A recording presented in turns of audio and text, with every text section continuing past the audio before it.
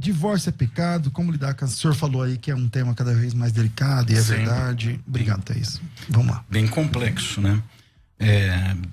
Muito complexo. Tá aí uma coisa, eu que sou um cara bem pragmático assim, gosto de absolutismos, mas tá aí uma situação que não dá para cravar absolutamente e dizer pode ou não pode divorciar, no meu ponto de vista.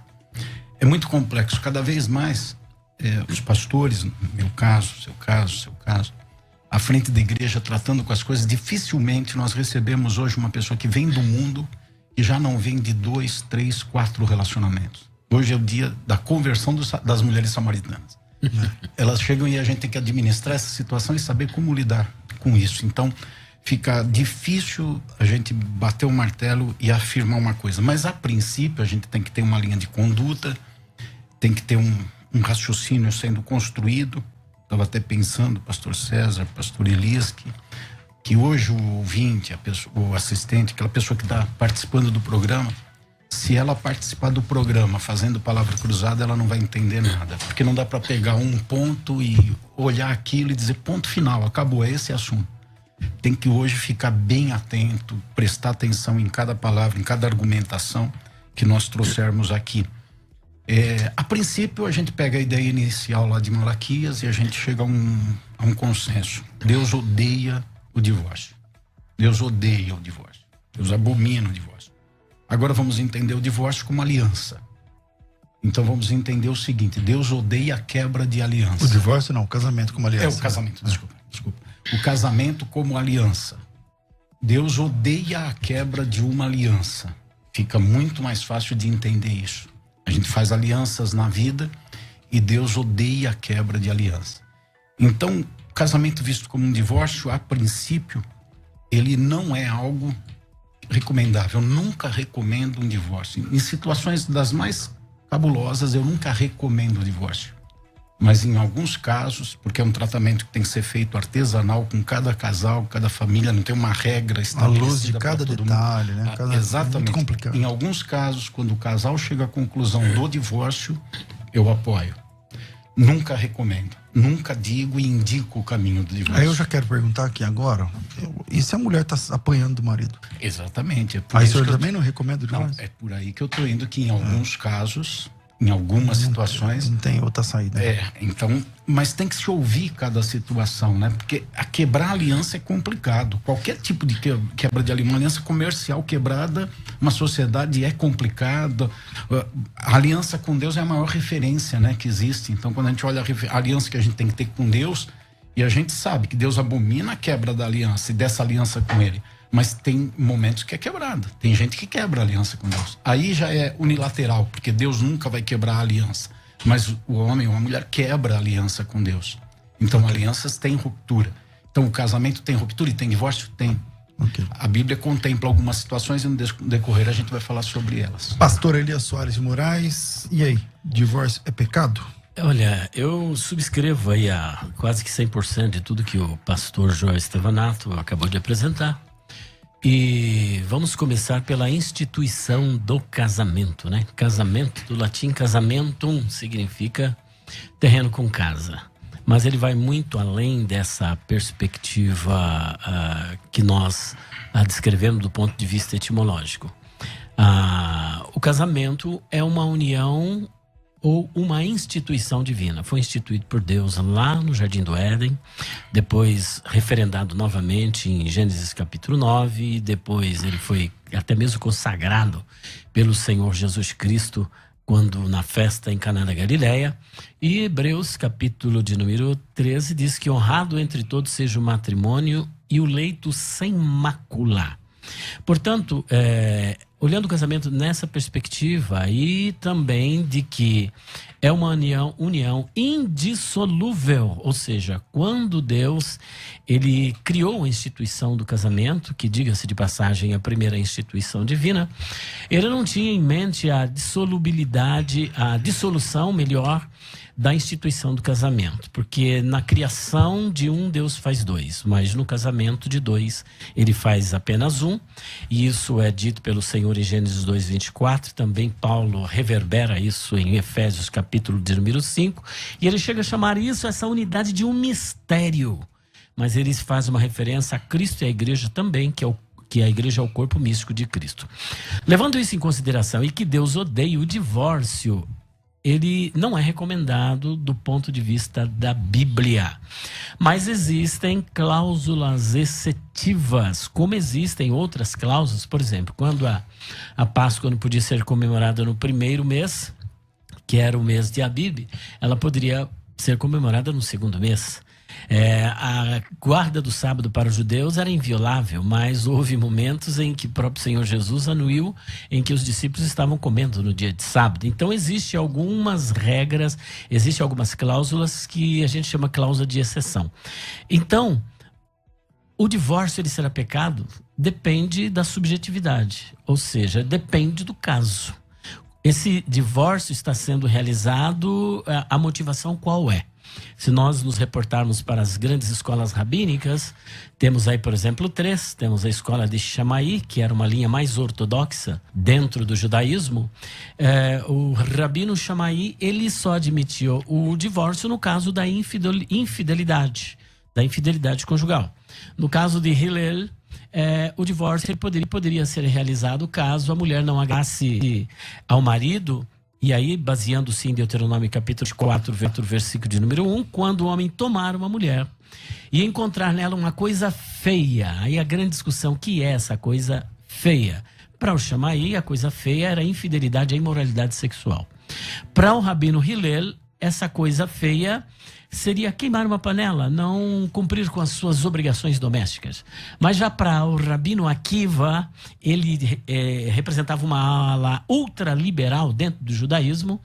Uma coisa feia, e com perdão aqui, com data vênia a todas as mulheres, mas quando ele estivesse caminhando com a sua mulher e encontrasse uma outra que fosse mais bonita do que a sua, coisa feia seria a sua mulher. E, portanto, ele podia divorciar-se e casar com a mais bonita. Então, eram aberrações. Então, quando os saduceus, os fariseus, melhor, interpelam Jesus perguntando: é lícito ao homem dar divorciar-se da sua mulher por qualquer motivo? Veja que eles são específicos. A discussão é Deuteronômio 24:1, essa coisa feia. Jesus falou, olha, o que Jesus faz? Ele nem inclina para a escola de Hillel, nem para de Akiva, nem para do rabino Shammai. Ele remete-os para a origem. Gênesis capítulo 2, versículo 24. Aquilo que Deus uniu, o homem não pode separar.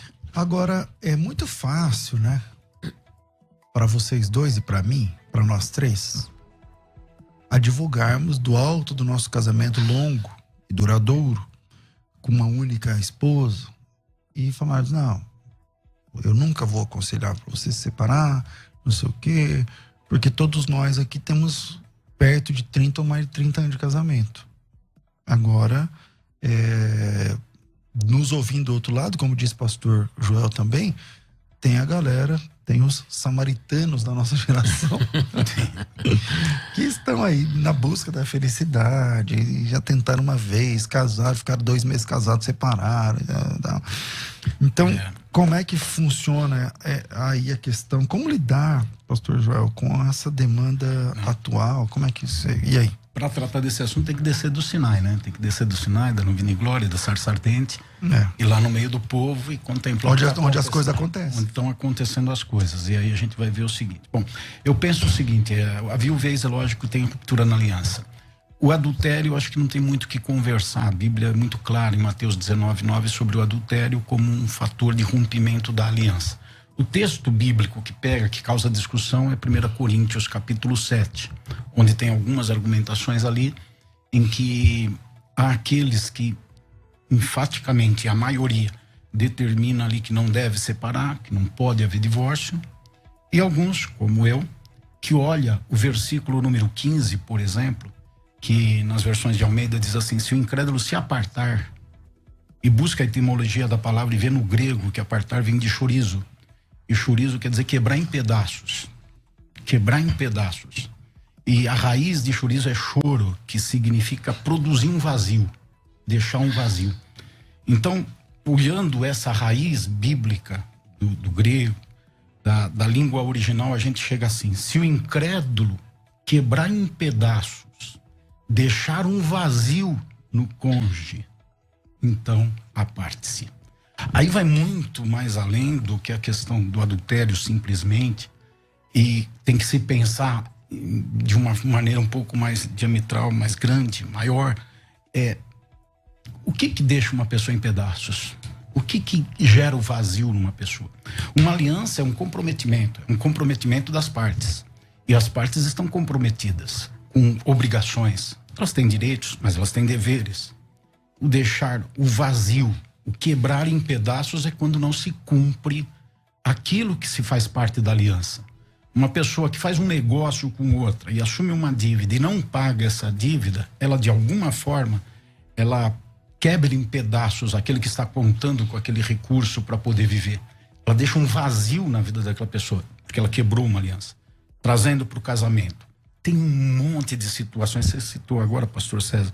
E o marido que bate na mulher o tempo inteiro, está quebrando ela em pedaços. Não só fisicamente, porque está batendo nela, mas por causa do prejuízo emocional, do vazio de alma que ele está produzindo nela. E quando eles casaram, isso foi acordado, porque o casamento é isso, é produzir um preenchimento, é dar um preenchimento de alma. Não é bom que o homem esteja só. Vou fazer uma mulher para que seja adjutor e complete ele, preencha ele. E vice-versa. O homem também preenche a mulher. Ela é mais frágil, uma parte emocional que ela tem que precisar ser preenchida. Então, quando alguém chorizo, quando alguém quebra em pedaços, choro, que deixar o vazio, outra pessoa abriu o caminho para a separação. Aí é que eu digo, eu nunca vou recomendar. Teve uma vez na minha vida no ministério, contando experiência, que eu recomendei. Eu recomendei porque a pessoa que chegou para mim e contou uma história tão cabulosa, tão terrível sobre o marido, que nem convém mencionar aqui, da forma como a tratava, como vivia com ela, que era repugnante. E ela disse: eu preciso separar, eu vou separar, eu quero separar. Falei: irmã, separe. A irmã tem todo direito e deve separar. Na vida pastoral, pastor, a gente vai aprendendo com isso, né? Depois de 2 anos eles estavam juntos. Quem era o ruim da história? Você que mandou separar. O pastor que mandou separar. O pastor que falou que tá aí o pastor separar. Tentando nos separar. Porque Deus uniu o pastor, tá querendo separar. Não. Pastor Elias Soares. Então, como eu disse em princípio, é muito pessoal essa decisão. E eu concordo com o pastor Estevanato, você recomendar o divórcio é algo assim terrível. A pessoa tem que precisa ele mesmo tomar essa decisão. Uma vez que ele tomou essa decisão, você vai analisar e dar a sua opinião como pastor. Eu penso ainda, por exemplo, sem criar aqui nenhuma polêmica, a passagem que o pastor Estevanato acabou de citá-la, ela tem mais a ver com o incrédulo, não tem a ver com 2 cristãos, né? Tem mais a ver com um incrédulo, que ali é um marido que não é crente, e uma mulher que é crente, uma mulher que não é crente e um marido crente. Então essa é a recomendação, não diz respeito a 2 servos de Deus. Então ali está a recomendação. Posso argumentar alguma coisa? Pode, é claro, perfeito. Tem crente que é incrédulo. O incrédulo aqui não quer dizer aquela pessoa que não frequenta a igreja ou que não é batizada. Tem gente que frequenta a igreja e é incrédulo. Uhum. Porque crê. Que vive como incrédulo. Porque crer, ser um crente, é olhar a palavra, crer a palavra a ponto de absorver a palavra e viver a palavra. E tem pessoas que nós rotulamos como crente, aquele casal é crente, o marido é crente, a mulher é crente, eles dão dízimo, estão na Santa Ceia, não faltam em culto, estão em ministério e até prega. Mas quando você vai olhar a vida dele, não está em respaldo, não está respaldando o que a palavra de Deus diz. Ah, sim, mas eu não Então, ele não é um crente, ele é um incrédulo. Eu não estou entrando, neste caso, no mérito da questão de um julgamento interno dessa pessoa, mas aquilo que a Bíblia apresenta. Paulo diz: se alguma mulher tem um marido descrente, quando ele usa o termo descrente, é aquele que não professa a mesma fé. É isso que ele está querendo dizer. Não é aquele que é meia boca ou aquele que se diz ser crente e não seja. Então, por exemplo, não está em questão essa parte. O que está em questão é se ele professa a fé ou não professa a fé. Então é nesse caso que ele está legislando, né? Então eu acho assim que se nós tomarmos essa questão do divórcio como exemplo para um casal cristão, a passagem ela não encontra muito eco na nossa discussão, né? Então, mas aí lá na frente, Elias, ele vai falar um pouquinho no versículo. Deixa eu achar aqui o versículo. Bora peraí. lá. Ele vai dizer. É se o incrédulo se apartar, né? Tá certo. Deixa eu só fazer um Justamente, ponto, você entendeu? enquanto você acha Entendi, aí. não, entendi. Agora veja, se o incrédulo se apartar. Agora, professa a fé. Isso é a forma como entende professa a fé. Por exemplo, eu entendo que professa a fé é quem pratica a palavra. Então, mas é que aí já Eu não entendo quem professa a fé é aquele que vai no Sim. púlpito e diz eu sou crente. Eu Ou acho vai que para a igreja e carrega uma Bíblia. Eu acho interessante o que o pastor está falando, mas a gente precisa se prender Partir, né? a partir do texto, é a exegese, né? Então, porque aí a gente vai partir da experiência e não é isso que Paulo Que a está tratando. experiência às vezes é isso mesmo, porque assim, ó, aí tá lá isso, o mas João e a não é Maria, isso. os dois são crentes, mas o cara bate na mulher. Isso. Então, Sim, mas não é o que o texto... Você está entendendo? Eu estou me prendendo à revelação Se o bíblica. camarada, primária, né? usando essa expressão muito forte, o cara bate na mulher. Ele bate na mulher, ele é crente. Ele é um incrédulo, ele é crente. Essa mulher entrou nessa situação de se apartar, ele está quebrando ela em pedaços e deixando um vazio dentro dela? Eu gostei da conjunção subordinada que o pastor usou. Se. É bem interessante. Sim. E não é o que Paulo está tratando. Paulo está tratando com uma coisa objetiva, certeza. Você está me entendendo? Não, mas pastor, deixa eu só fazer uma colocação aqui. É que a gente não vai desenvolver. Deixa, eu argumentar preciso em só cima do continuar que meu eu tô- raciocínio.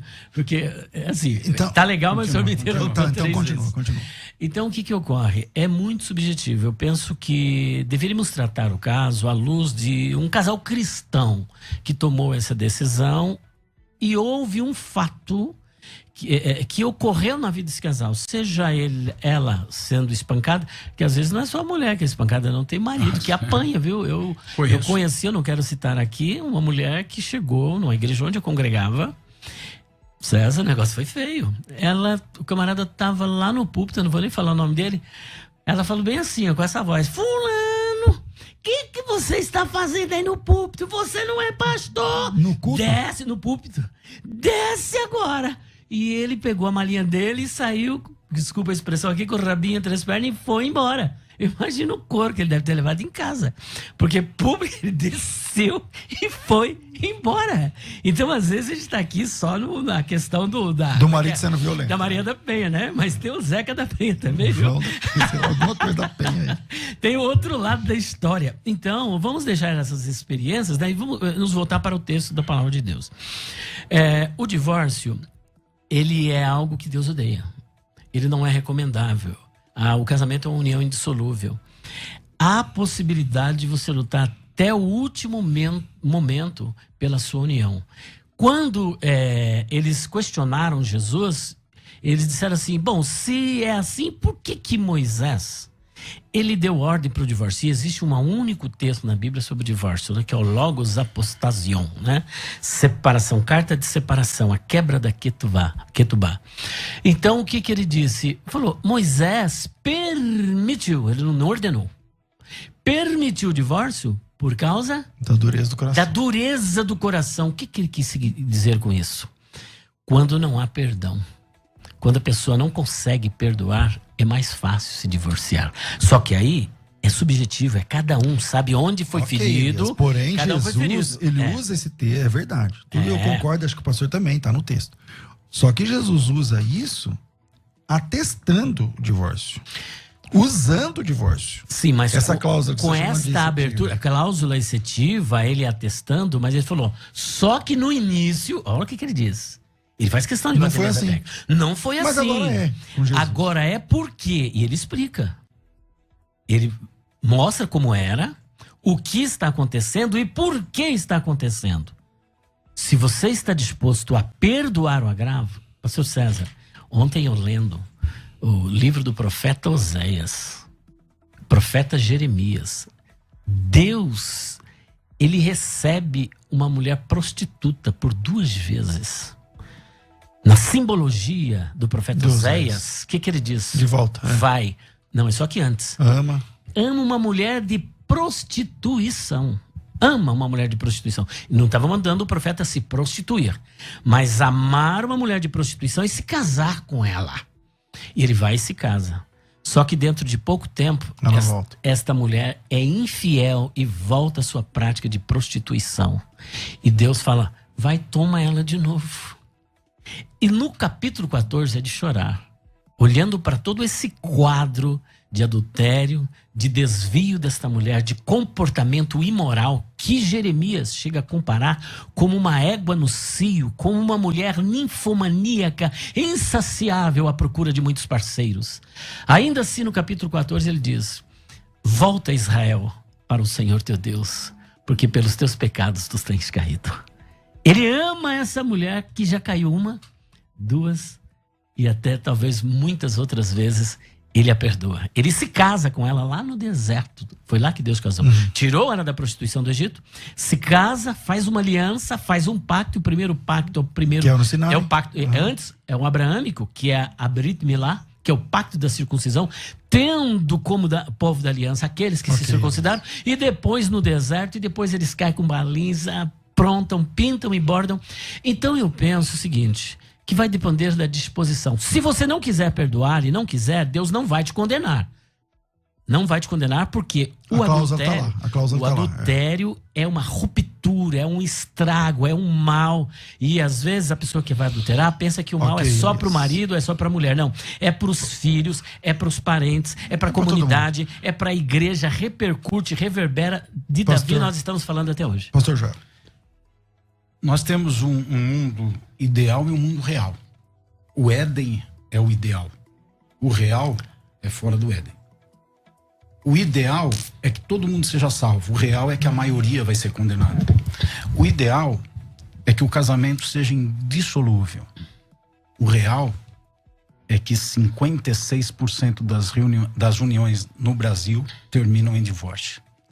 Em um curto período de tempo, sem constar. E antigamente esse número não refletia na igreja. Hoje é praticamente o mesmo número. Ou mais. Não sei se mais, mas não sei se mais, mas que hoje está tão fácil. É bem próximo. Então, quando a gente pega a teologia e caminha dentro da teologia, na terminologia, eu usei alguns termos aqui do grego, o irmão usou do latim. Quando a gente fica dentro disso, a gente fica no ideal.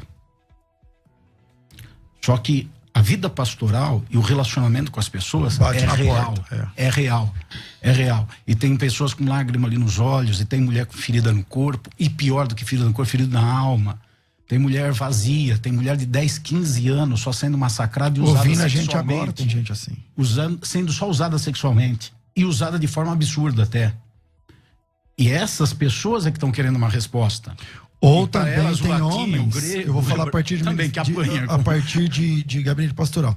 Ou também tem homens que são que vivem como um jogo da mulher. Perfeito. Que nega sexo. Que, você tá entendendo? E aí dos dois, mas aí real, a mão de Deus não vai cair. É o mundo real. Então, quer dizer, a Bíblia fala para não negar sexo. E aquela mulher que por capricho, por qualquer... Não tô dizendo doença, uma doença incurável. Sim. Mas aquelas coisas, assim, ficar 6 meses, 8 meses, 1 ano, sem querer que o marido chegue perto. Que eu já conheci, ele trocou por outra de comentar da idade dela. Eu não digo de trocar. Não é recomendável. Não é recomendável, mas... Acabou trocando. Então a minha pergunta é a seguinte, ó. A gente vai pro próximo... Meu Deus, metade já foi. A gente vai pro próximo bloco. Mas a minha pergunta é a seguinte. Ok. Perfeita fala do pastor Joel, acho que eles também concordam. Uma coisa é o ideal, outra coisa é o real, beleza. Agora, vamos para a prática. A pessoa que está divorciada ouvindo a gente agora, ela perde a salvação? A pessoa que se divorciou e casou de novo, que acho que essa é a grande questão. Ouvindo a gente agora tem os Josés e Marias, que estão no segundo casamento. Você tem que largar, tem que voltar, tem que fazer o quê? O que a gente faz agora? Vamos lá, vira aí. Volto aqui na mesa de debates. Eu parei com quem? Acho que foi com o pastor. Era para discutir um novo tema. Quer dizer, dá outra. Os dois falaram e você fez a pergunta sobre perder a salvação. Volta aí. E aí, gente? O divorciado perde a salvação? Depende do motivo pelo qual se divorciou e da forma como tem se conduzido depois do divórcio. Porque tem uma coisa que também tem que ser chamada a atenção. No versículo 10 e 11 de 1 Coríntios 7, Paulo diz o seguinte: ora, aos casados ordeno, não eu, mas o Senhor, que a mulher não se separe do marido. Se, porém, ela vier a separar-se, que não se case ou que se reconcilie com seu marido, e que o marido não se aparte de sua mulher. Não está dando ideia aqui de que pode separar? Paulo está dizendo, não se aparte. Mas, se separar... Separar é uma coisa, mas divorciar é separar. É outra. Porque se é para se reconciliar... Ou separa e depois reconcilia e tal. Justamente. Mas será que é isso? É, porque existem momentos... Tá dentro do contexto aqui de se apartar. Tá dentro aqui, ó. Apartar que é divórcio. Tá dentro do contexto. Apartar tá no 15, e aqui tá no 10 e no 11. Ordenei ao Senhor que aos não casados, se separe do marido, isso. mas se vier a separar-se, que não se case ou que se reconcilie com o seu marido. Que não se case, quer dizer, então se separou, se divorciou. Quer dizer, não se case, então fique sozinho. Então aqui dá uma margem de que a pessoa pode. Eu não tô afirmando aqui. Aqui eu não vou defender César. Só que aí tem um ônus. Mas eu tô trazendo até pergunta aqui. Né? Tá dando qual o caminho que tá uma criando margem. aí? Tá dizendo, se quiser separar, separa. Mas só que aí não casa de novo, fica vai sem ficar casar sozinho o resto da vida. Pastor Elias. Essa questão do divórcio ela é muito delicada. Tem que ser estudado. Hoje nós temos casos que eu não gostaria de citá-lo aqui, mas preciso citar. Casos de abuso, relacionamento abusivo. E abusivo eu digo do ponto de vista de mulheres que se casam com psicopatas. E mulheres e homens, ou o contrário, homens que se casam com uma mulher psicopata. E desta psicopatia eu quero descrever um aqui que chama-se narcisismo. O marido narcisista ou a mulher narcisista. O marido narcisista ou a mulher narcisista é geralmente aquela pessoa que teve um problema ou de abuso sexual. Isso não significa que todos que tiveram abuso serão narcisistas. Tiveram abuso sexual, não foi amado pelo pai, não foi amado pela mãe, não soube o que é amor e criou-se um vazio dentro dele maior do que qualquer relacionamento que ele possa ter sobre a face da terra. Então ele estará sempre à busca da satisfação. E de que maneira? E nada tá bom. Tá. Nada tá bom. Esta pessoa, por exemplo, ele tem um ego muito grande, ele sempre é o melhor, ele sempre está por cima da crista da onda. A mulher nunca atinge porque ele é um perfeccionista. Geralmente essa pessoa é muito vaidosa. Vaidosa ao extremo, mulher ou homem, que está se preocupando 100% com aparência e pouca sensibilidade. A empatia que ele tem é geralmente para poder atrair os incautos. Ele vai se esconder atrás de uma depressão, ele vai se esconder atrás de uma doença, ele vai se esconder atrás de um problema, porque o que ele quer é captar pessoas que possam nutri-lo. E ele tem 2 tipos de fontes de nutrição. A primeira fonte é alguém para manter. Se ele é uma pessoa meio vagal, que não gosta de trabalhar, geralmente pastor que fica escondido atrás da mulher ou atrás do ministério, só para pegar dinheiro, e então ele não quer saber de nada com a dureza, ele só quer moleza, então ele quer uma mulher para supri-la, uma mulher para poder sustentá-la. Supri-lo. Ou para supri-lo, né? Ou se fosse no caso da mulher, né? Então, que é alguém para estar ali sustentando. Ele tem que ter essa base de sustentação. As pessoas têm que viver ao seu serviço. E a segunda fonte é a fonte do prazer. Geralmente que não é a sua mulher. Porque ele não se satisfaz em viver apenas com uma parceira. Ele vive com 1, 2, 3, 4, 5, 6. Na verdade é uma pessoa que só pensa nela. Ela só tá ele é um psicopata, nela. ele é um sociopata. Tá, ele é um sociopata. Casou com o psicopata, isso, faz o quê? Ela precisa descobrir isso, porque ela será tão escravizada que ela não vai conseguir notar, porque o cara vai deixar ela tão pra baixo, ela não vale nada, que ela vai tentar provar pra ela mesma que ela vale alguma coisa, mostrando pra ele, mas ela nunca vai atingir a expectativa dele. Então estraga ela, né?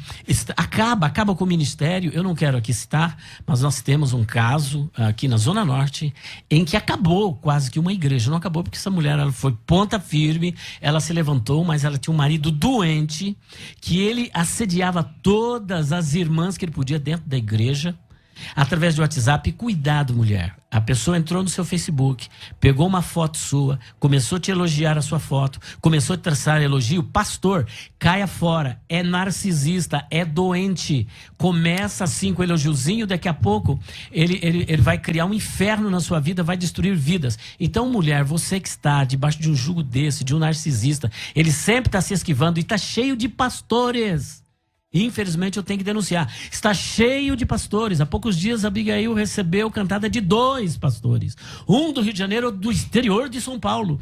2 narcisistas. Tá. Entrando, pegando foto dela, fazendo elogio. E a coitada, professora de escola dominical, professora de criança, a coitadinha está lá dentro de casa sem saber o que está acontecendo. Outra pastora, professora, mulher dedicada. Está saindo do tema.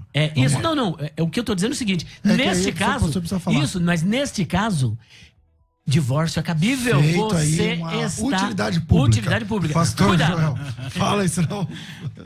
Voltando para o assunto aqui. O versículo 15 diz: se o incrédulo se apartar, aparte-se, porque neste caso o irmão ou a irmã não está sujeito à servidão, pois Deus nos chamou em paz. Então eu destaco aqui apartar e servidão. Eu comecei falando sobre apartar, que significa quebrar em pedaços, chorizo, choro, deixar um vazio. Então quebrou em pedaços a pessoa, deixou um vazio. Aí vem a argumentação: não está sujeito à servidão, doulo, do grego doulo, que quer dizer reduzir a escravidão, colocar uma pessoa a serviço de si. Isso é colocar uma pessoa a serviço de si. E aí vem a situação de missão. Ninguém está debaixo da missão de outra pessoa.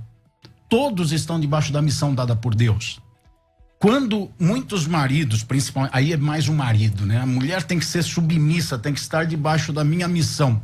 Não, o marido está debaixo da missão de Deus e a mulher também está debaixo da missão de Deus, ambos em posições diferentes, mas todos embaixo da missão de Deus. E o que tem acontecido em demasia nessa época de narcisismo, de gente egoísta, como Paulo diz a Timóteo, de um mundo de pessoas depravadas que só pensam em si mesmo, nessa época o que mais acontece é subserviência no casamento. Cega, né? Que não é submissão, é subserviência. É alguém... Agora eu vou... não usar gênero, seja mulher, homem, seja homem, mulher. Alguém colocar o outro debaixo de si para servi-lo.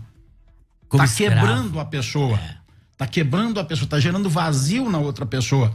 Então, deixou de existir uma aliança ali. E o que está vendo é um jugo de servidão. E a Bíblia diz para não se colocar debaixo de outro jugo. Nós estamos com o jugo de Jesus na nossa vida. Então, não podemos nos colocar debaixo de outro jugo, nos permitindo levar-nos a uma subserviência, viver para servir outra pessoa. E quando alguém vive para servir outra pessoa, ela se esvazia de si.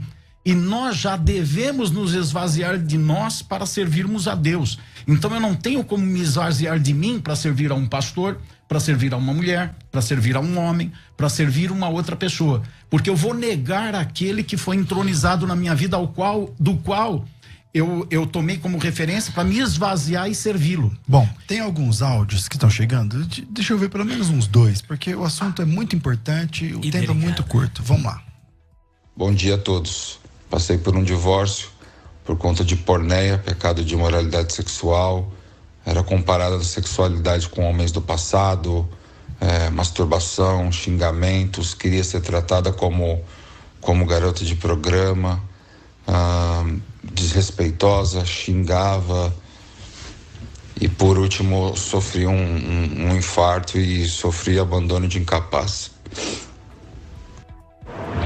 A paz do Senhor, meus irmãos, meu nome é Johnny, da Assembleia de Deus do Belém. Eu tenho uma pergunta sobre o assunto de hoje. Se um casal que se separa simplesmente porque não se amam mais, mas ia tudo bem no casamento, assim, não tinha adultério, nada disso, não tinha agressão. Quando eles se separam, se divorciam perante o papel, como é que o mundo espiritual vai ver eles depois se contraírem um novo relacionamento? Eles estarão em adultério? Interessante. Vamos lá. Bom, eu quero aqui retomar um pouquinho daquilo que o pastor estava falando sobre a serviência. Eu penso o seguinte: nós somos unidos um para servir o outro. Vamos agora aqui analisar, para servir. Porque Jesus veio para servir e não para ser servido. Mas servir não significa ser escravizado, ser dominado por esta pessoa ao ponto de eu pensar apenas em mim e essa pessoa virar um objeto, mas que eu estou para servir, estou. Isso dá a etimologia da própria palavra cônjuge. O que é cônjuge? Cônjuge significa jungir juntos, estar debaixo do mesmo jugo. Então os dois, lado a lado, irão servir. A mulher foi dada como adjutora, né? Como ajudadora. Só que isso não significa que ela tem que ser abusada na sua liberdade. Agora, quanto ao primeiro áudio que nós ouvimos, é um caso típico de uma mulher narcisista.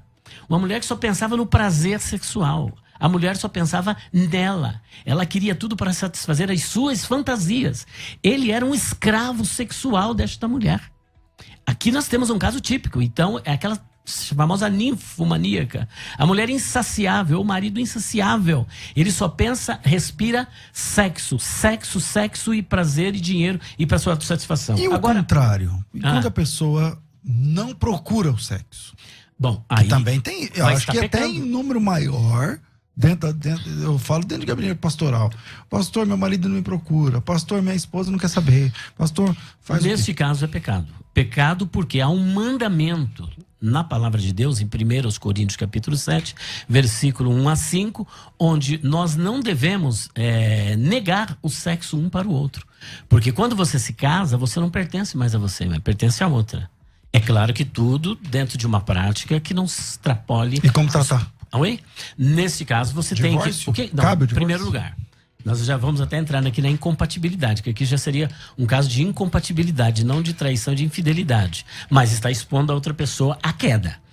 Então, Que é o texto lá. que é o texto. Nesse caso, Porque por não exemplo... cai em tentação. Não cai em tentação, porque a mulher que se nega para o marido está expondo ele ao pecado. E da mesma sorte o marido. Não justifica o pecado, mas explica o motivo do pecado. Então, no caso, é uma incompatibilidade do ponto de vista, porque existem homens ou mulheres, homens que têm aí a testosterona lá no alto. Então, ele está sempre, e a resposta do homem é muito maior do que a da mulher, caso não seja como essa mulher aqui, que é uma ninfomaníaca, né? Que está a serviço de toda sorte de prazer. Mas no caso da incompatibilidade, o que a Bíblia diz? Porque ela ou ele estão pecando um contra o outro. Se o teu irmão pecar contra ti, vai entre ti, ele só e repreende. Mostre para ele a sua necessidade, a exposição que ela está causando, o problema, a dificuldade e o perigo a que ele está sendo exposto ou que ela está sendo exposto. Caso não ouça, então ele vai procurar um conselheiro matrimonial idôneo. E o que é hoje, pastor Estevanato, difícil, porque às vezes você conta aqui, pastor César, amanhã a torcida do Corinthians está sabendo. Pastor Joel. Então, leva depois, se não tiver conselho, leva para a igreja. Isso, leva para a igreja até que chegue a um consenso. Eu carrego 38 anos de ministério pastoral de púlpito e de gabinete. Então, atendendo, vivendo no meio das pessoas e falando com as pessoas. Tenho formação teológica, eu vivo no meio de seminário, faço missões e estou no contexto denominacional. Mas o dia a dia que me pesa, o dia a dia que me interessa muito. E o dia a dia tem as pessoas reais com as situações reais que precisam ser tratadas.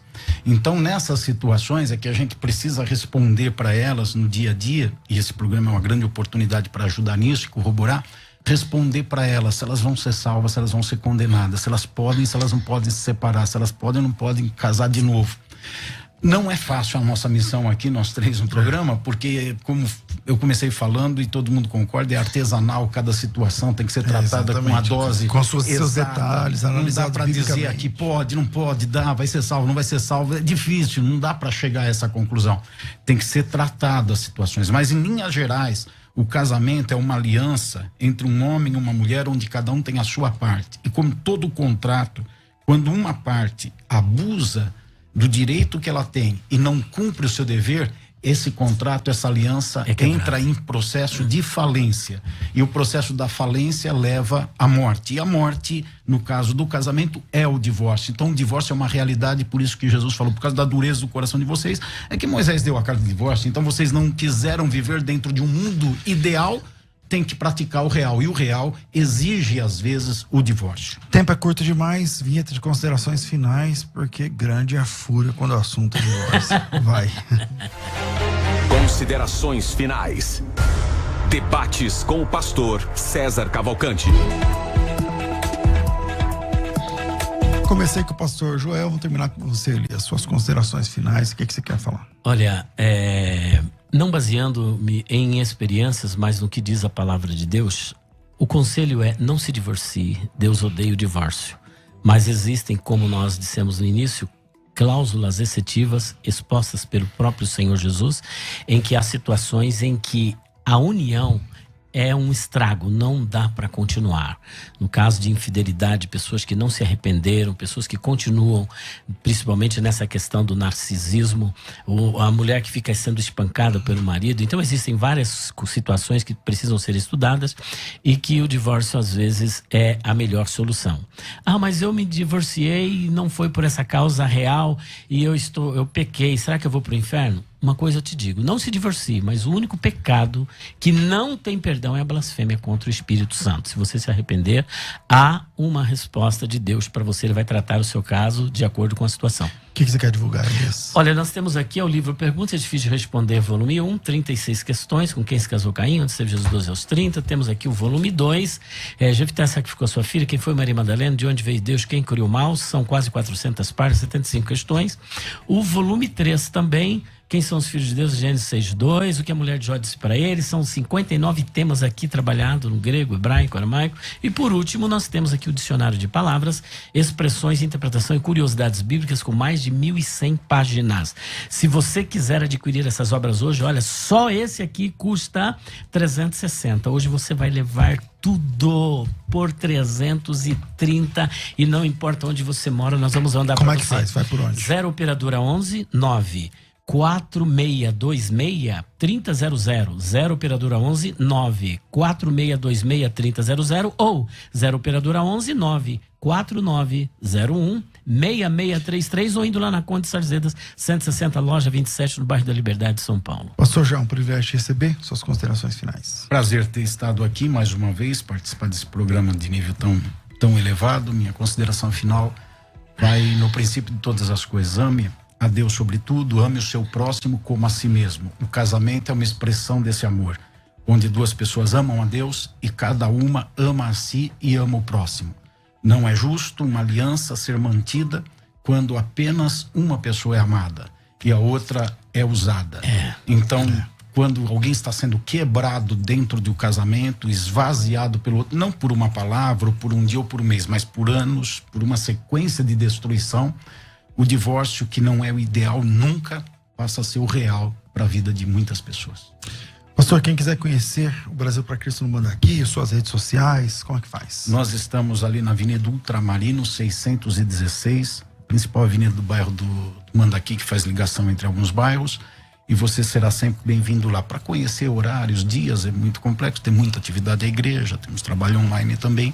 Então você vai no @JoelEstevanato e você entra no Instagram, dali você vai ser levado para todos Estevanato os canais. mudo, né? Estevanato S mudo e 2 T's no final. Joel Estevanato. É chique, né, irmão? Coisa vai. chique, italiana. É italiano, né? Pelo jeito É ascendência italiana. Parla italiano. Então, Joel Estevanato com 2 T's, tudo chique e tudo mais.